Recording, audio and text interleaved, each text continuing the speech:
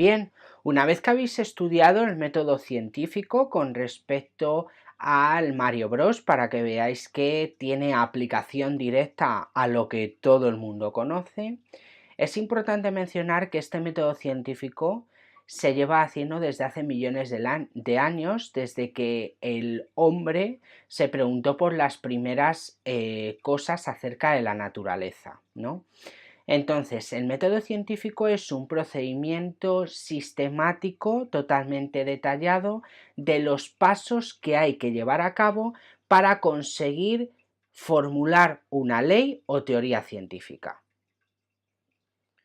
Bueno, pues la primera etapa del método científico es la observación.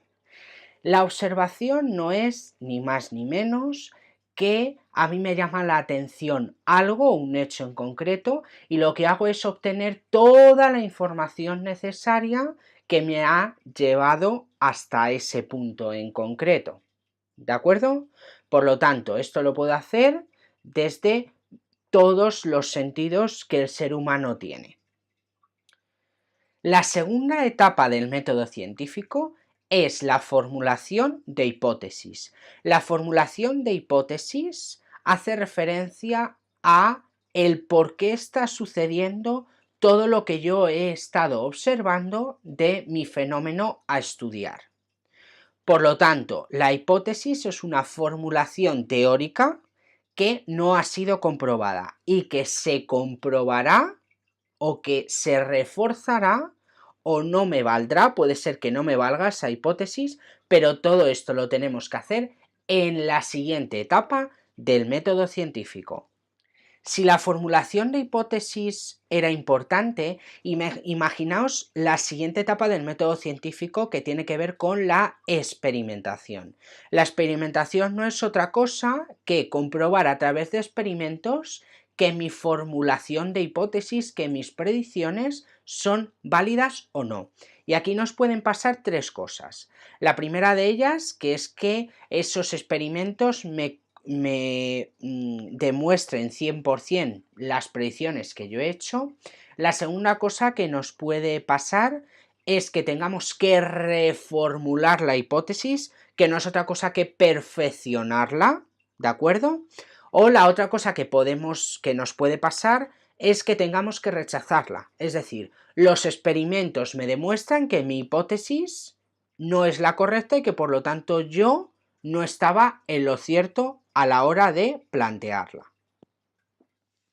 Por último, una vez que yo he observado, he formulado hipótesis, he llevado a cabo la experimentación, nos queda el último punto, que es la elaboración de conclusiones. Si todos los tres pasos anteriores se han llevado a cabo de manera correcta, estamos ante una ley científica. Ley científica que en numerosas ocasiones consiste simplemente en una fórmula que nos relaciona diferentes magnitudes. Si varias hipótesis están interconectadas, pero nos está demostrando lo mismo, podemos llevar a cabo una teoría. Y si los fenómenos que hemos estado estudiando son tremendamente complejos, en los cuales participa un nivel de abstracción mayor, lo que podemos llevar a cabo es un modelo que nos describa de manera simplificada la realidad.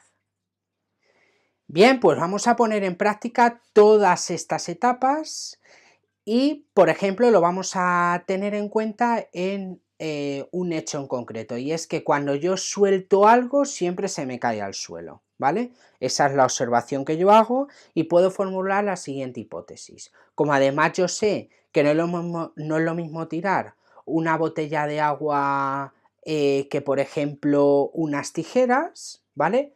Formulamos la hipótesis de la siguiente manera. Todos los cuerpos caen a la misma velocidad debido a esa atracción que hace la Tierra sobre los objetos. En principio yo no sé si está comprobada o no, pero eso es lo que yo puedo formular en la hipótesis. Bien, llevamos a cabo la experimentación. Llevamos a cabo la experimentación y ponemos objetos con la misma geometría, por ejemplo esférica, una naranja, una pelota de tenis, una pelota de ping pong.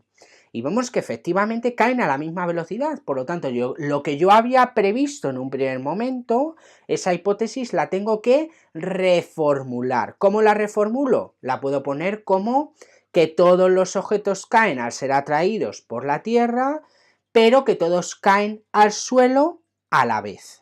¿De acuerdo? La única duda que nos queda es, ¿qué pasa si nosotros tenemos en cuenta una naranja y una pluma? Es decir, tenemos una geometría distinta. Pues obviamente tenemos que preguntarnos que parece que cae más lenta la pluma.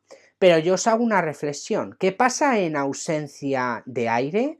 Pues ese experimento se ha hecho, os voy a dejar el link abajo y efectivamente podemos llegar a la conclusión de que todos los objetos caen a la vez y a la misma velocidad en ausencia de aire, es decir, a vacío, ¿vale? Además eso lo hemos podido ver que no depende del peso porque con la misma forma geométrica los objetos caen a la vez. Por lo tanto, la elaboración de conclusiones me indica que eso que yo he planteado en un primer momento lo puedo plantear o lo puedo plasmar en una ley científica.